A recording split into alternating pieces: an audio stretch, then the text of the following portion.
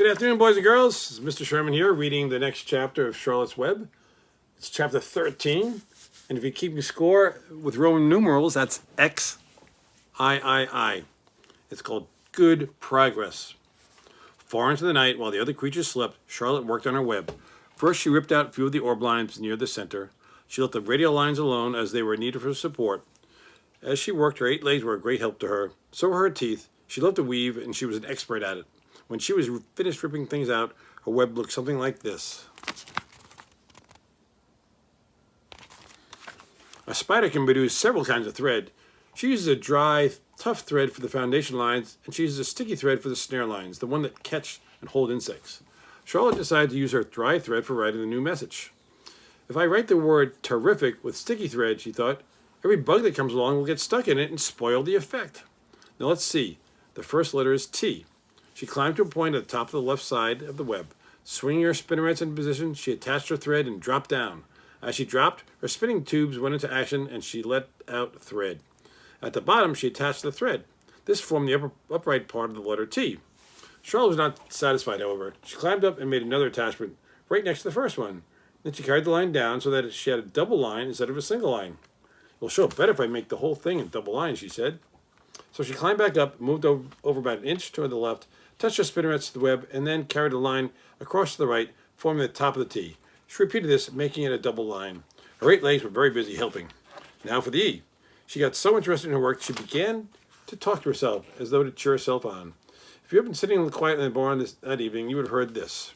Now for the R. Up we go, attach, descend, payout line, whoa, attach, good, up you go, repeat, attach, descend, payout line, whoa, girl, steady now, attach, climb, attach, over to the right, payout, line, attach. Now right and down, swing that loop around and around. Now into the left, attach, climb, repeat. Okay, easy, keep those lines together.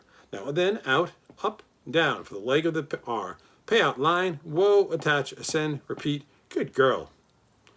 Oh, and so talking to herself, the spider worked at her difficult task. When it was completed, she felt very hungry. She ate a small bug that she had been saving, then she slept. The next morning, Wilbur arose and stood beneath the web. He breathed the morning air into his lungs, and drops of dew catching the sun made the web stand out clearly. When Lurvy arrived with breakfast, there was the handsome pig over him, woven neatly in block letters, was the word terrific. Another miracle.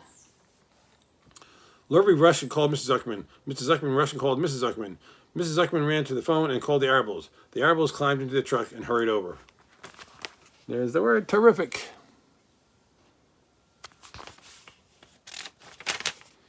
Everybody stood at the pig pen and stared at the web and read the word over and over, while Wilbur, who felt really terrific, stood quietly swelling out his chest and swinging his snout from side to side. Terrific, breathed Zuckerman in joyful admiration. Edith, you better phone the reporter on the Weekly Chronicle and tell him what had happened. He will want to know about this. You may want to bring a photographer. There isn't a pig in the whole state that is as terrific as our pig. Then the news spread. People who had journeyed to see Wilbur when he was some pig came back again to see now that he was terrific. That afternoon, when Mr. Zuckerman went to milk the cows and clean up the tie-ups, he was still thinking about what a wondrous pig he owned.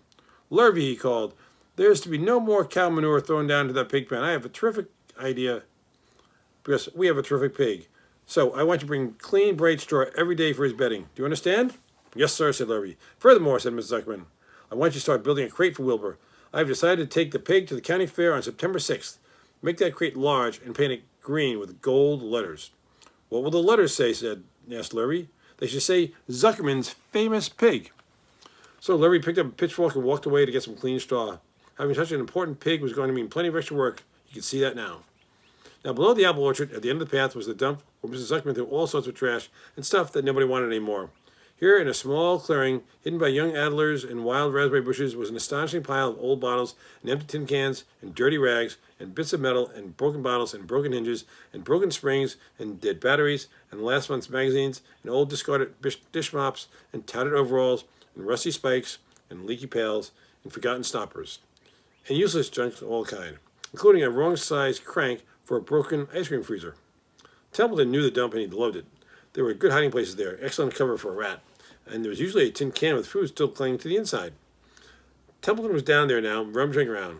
When he returned to the barn, he carried in his mouth an advertisement they had torn from the crumbling magazine. How's this? He asked, showing the ad to Charlotte. It says, crunchy, crunchy. Crunchy would be a good word to write in your web. Just the wrong idea, said Charlotte. Couldn't be worse. We don't want Zuckerman to think Wilbur is crunchy. He might start thinking about crisp, crunchy bacon and tasty ham. That would put ideas into his head. We must advertise Wilbur's noble qualities, not his tastiness. Now go get another word, please, Templeton. The rat looked disgusted, but he sneaked away to the dump and was back in a while with a strip of cotton cloth. How's this, he asked. It's a label of an old shirt. Charlotte examined the label. It said, pre-shrunk.